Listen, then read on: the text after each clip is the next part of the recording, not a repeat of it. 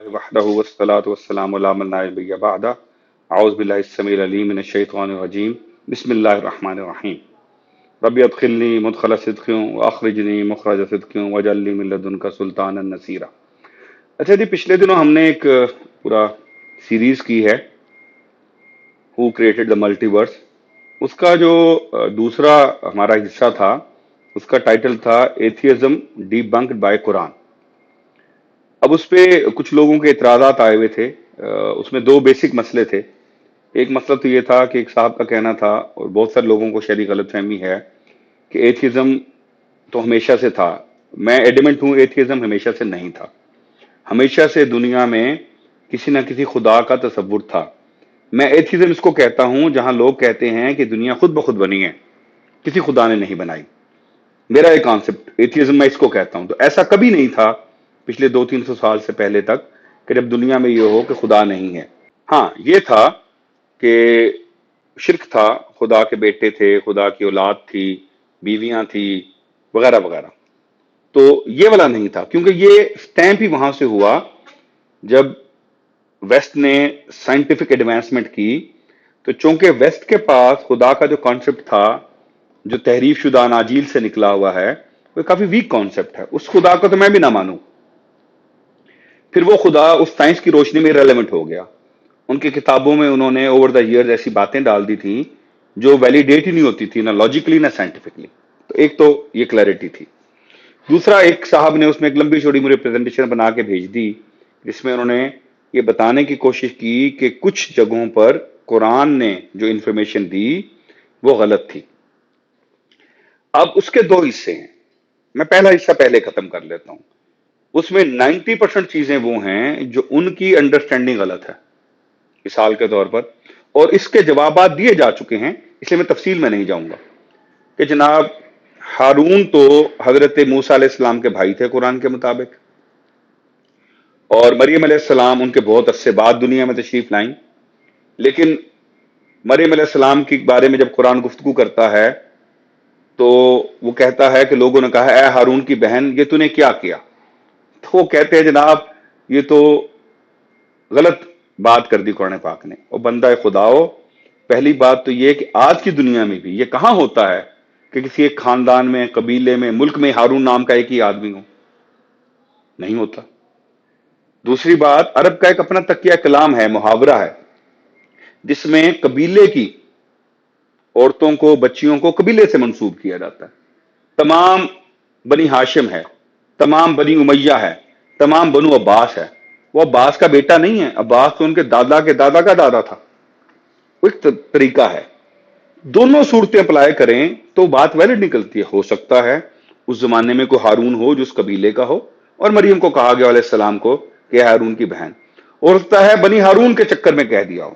تو یہ اعتراضات کرنے والوں کی اپنی معلومات بہت ناقص ہیں قرآن کے بارے میں، تاریخ کے بارے میں، عرب کلچر کے بارے میں. ایک تو یہ بات آ گئی.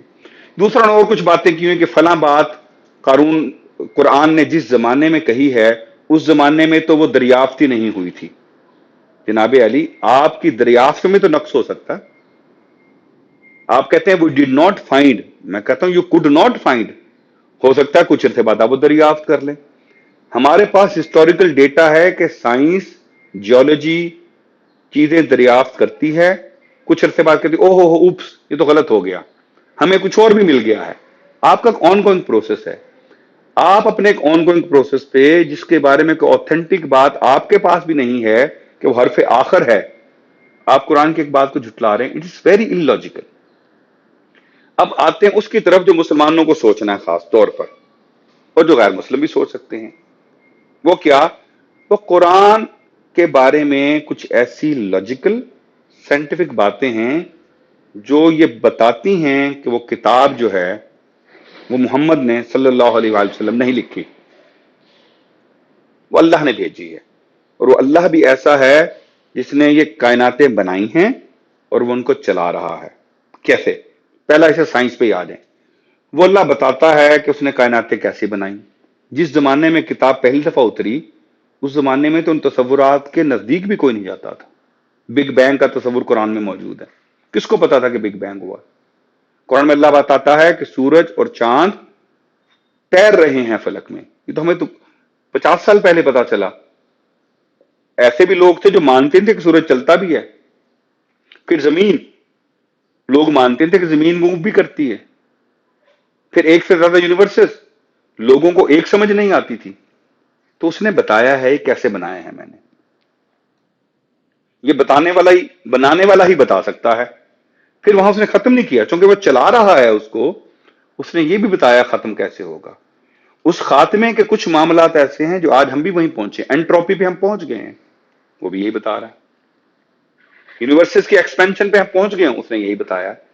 تو بغیر اس کے جس نے بنائی ہو، آج سے 1400 سال پہلے ایسا کوئی طریقہ نہیں تھا کہ ایک محمد صلی اللہ علیہ وسلم جو عرب میں پیدا ہوئے، امی تھے، باقاعدہ پڑھے لکھے نہیں تھے، ان کا بیرونی دنیا کو ایکسپوجر نہ ہونے کے برابر تھا، اور سائنس کا تو تعلق ہی کوئی نہیں تھا کوئی ساری باتیں بتا سکے. دوسرا حصہ اس میں تاریخی باتیں ہیں اور مستقبل کی باتیں ہیں، پریڈکشن ہیں. اگین تاریخی باتیں کہاں سے پتہ لگی محمد رسول اللہ کو صلی اللہ علیہ وسلم کو؟ ایک جو زمانے کے لوگ تھے وہ کہتے تھے جناب آپ شام کے سفر پہ گئے اور آپ نے لوگوں سے سن لی.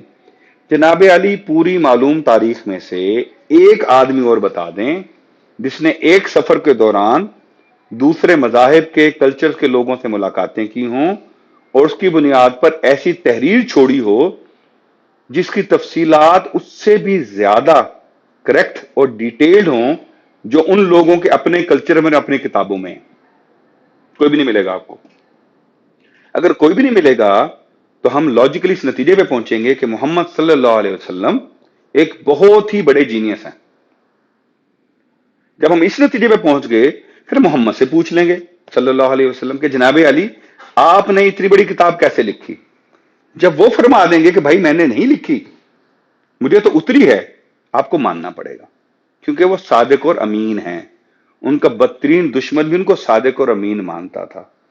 جس انسان نے کبھی دوسرے انسان پہ جھوٹ نہیں بولا وہ اللہ پہ جھوٹ کیوں بولے گا؟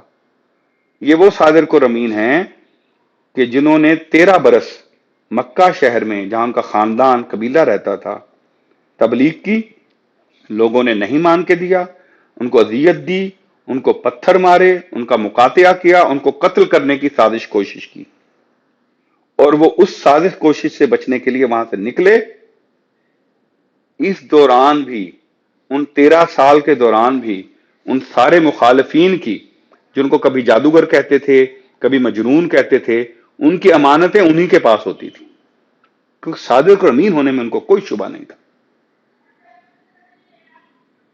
تو یہ دوسرا آپ کو ایویڈنس مل جاتا ہے. تیسرا اس میں پریڈکشنز ہیں، اور کچھ ایسی ہیں جن کا یقین نہیں آتا تھا. اس میں سب سے زیادہ بڑی جو ہے روم کی ہے. سورہ روم میں اللہ نے کہا کہ روم والے قریب کی زمین میں مغلوب ہو گئے ہیں،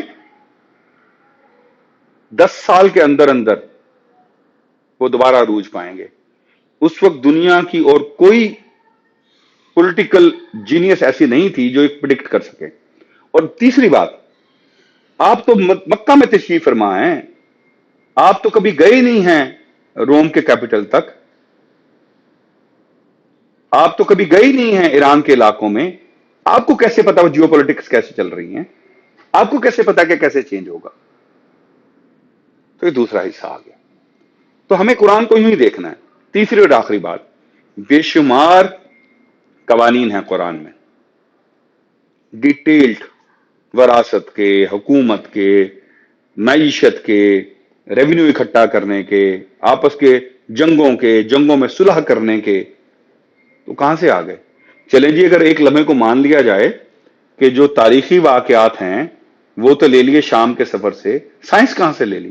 قوانین کہاں سے لے لیے؟ تو یہ ساری جو چیزیں ہیں، جتنے علوم ڈسکس ہوئے قرآن میں، جتنے واقعات ڈسکس ہوئے قرآن میں، جتنا ہسٹوریکل کریکٹ ڈیٹا قرآن نے ریفر کیا، جتنا سائنٹیفکلی کریکٹ فیوچر قرآن نے ڈپکٹ کیا، اس کے بعد ہمارے پاس کوئی شبہ نہیں رہتا یہ ماننے کا کہ یہ کتاب جو ہے اسی نے بھیجی ہے جو کہتا ہے میں نے بھیجی ہے، جو ان تمام کائناتوں کا مالک ہے، خالق ہے، اور ان کا چلا رہا ہے. اس کے علاوہ کوئی نہیں ہے. ہیونگ سیڈ سو، ہاں ہم چونکہ بڑے یقین سے یہ کہتے ہیں، ہم اویلیبل ہیں، اوپن ہیں ہر قسم کے کرٹیسزم پہ، سوال پہ جو لے کے آئیں ہم اس کا جواب دیں گے. لیکن گزارش یہ ہے کہ سوال ایسا ہو جس کی سینس بنتی ہو. ہارون کا بیٹا، ہارون کی بہن، یہ تو بہت ہی بنیادی بچگانہ سوال ہے. تمام مسلمانوں کو اللہ تعالیٰ میرے سمیت یہ توفیق دے کہ ہم قرآن کی دی ہوئی معلومات کو سمجھ کر ان سے آنے والے وقتوں کے لیے تیاری کرتے رہیں، اور اللہ کی محبت میں، اللہ کی رسول کی محبت میں صلی اللہ علیہ وسلم اپنے قرآن کی اور اس کے احکامات کی حفاظت کرتے رہیں. وما علینا الا البلاغ المبین.